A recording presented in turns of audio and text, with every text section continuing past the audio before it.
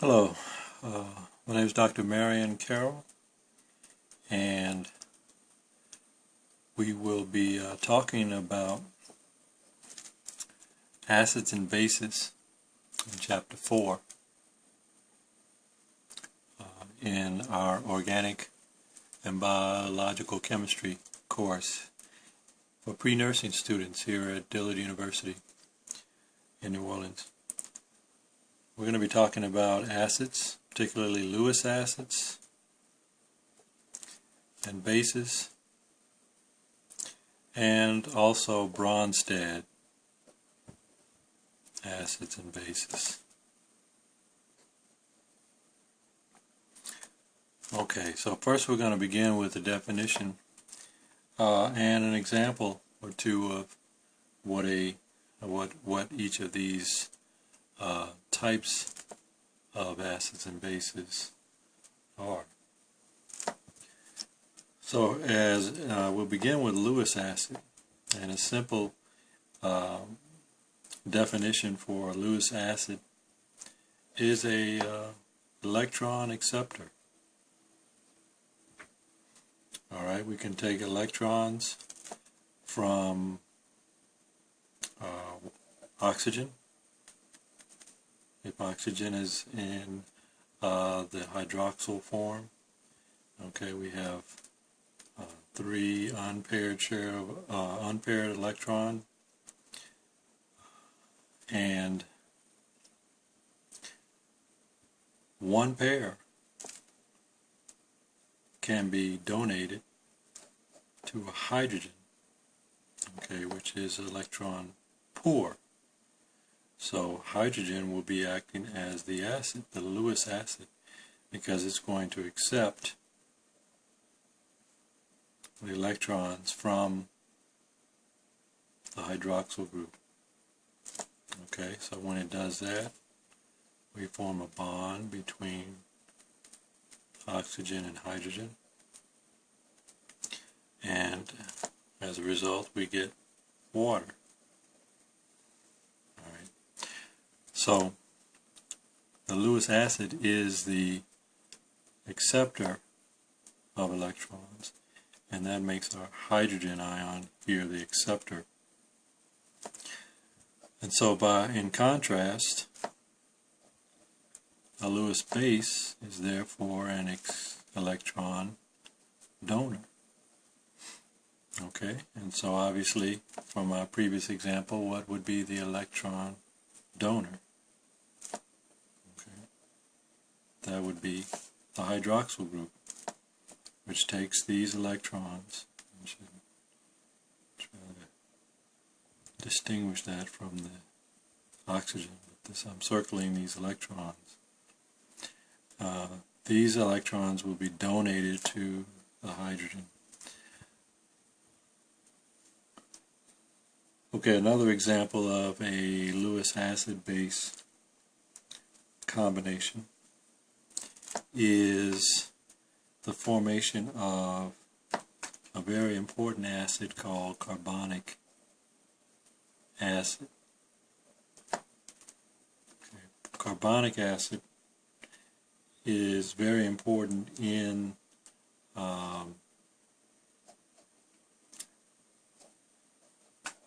buffering of blood, and this is formed from CO2 and water, which are the byproducts of respiration. We absorb oxygen, we produce water and CO2, and so this CO2 combines with water in such a manner that the water will draw water out. Water has a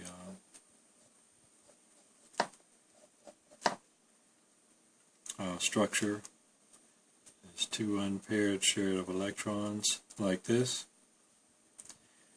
and CO2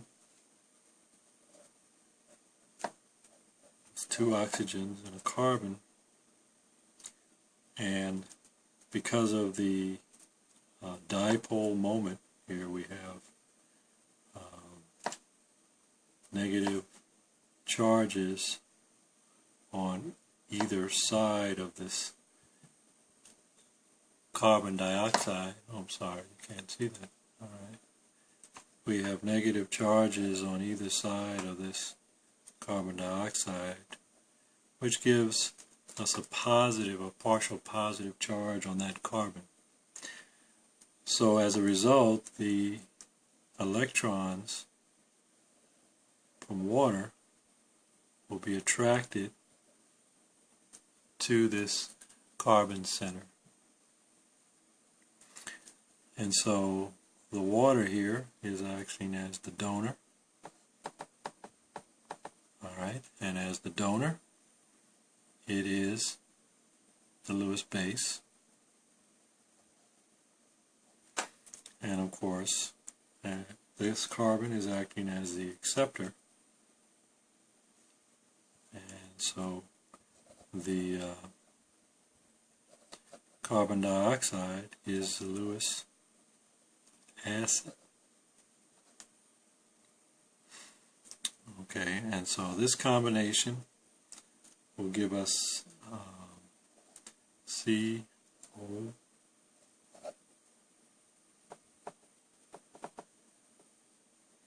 and water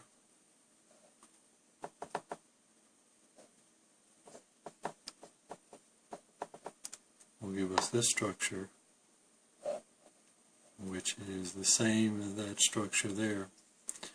So the electrons that are shared between water and the carbon form a covalent bond, and that covalent bond then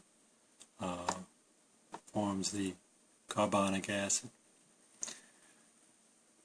And so there's dynamics involved. When CO2 goes up, we make more of this acid. So an increase in CO2 concentration will result in an increase in the acid formation. And when you increase acid, what do? You cause a decrease in the pH. And if you decrease the pH, you cause a condition known as acidosis when the pH goes down. And we're not talking about a pH going down to 5, 4, or 2. We're simply looking at a pH that is less than 7.35. pH less than 7.35 will create an acidotic state. And then, of course, if our concentration of CO2 goes down,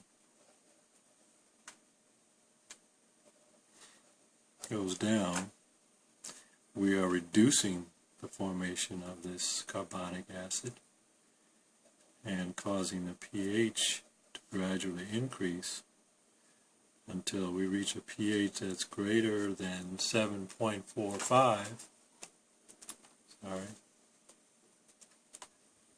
If we reach a pH that's greater than 7.45, then what kind of state do we have? Alkalosis. Okay, so become more basic in the blood. This is acidic. Okay, so I will conclude this part of Chapter 4, and I will create a new video. We'll talk about monoprotic and polyprotic acids, weak acids, and how they act as buffers. Okay. they act as buffers, and in particular, how our carbonic acid can be used as a buffer, can form a buffer in the blood. Okay? All right.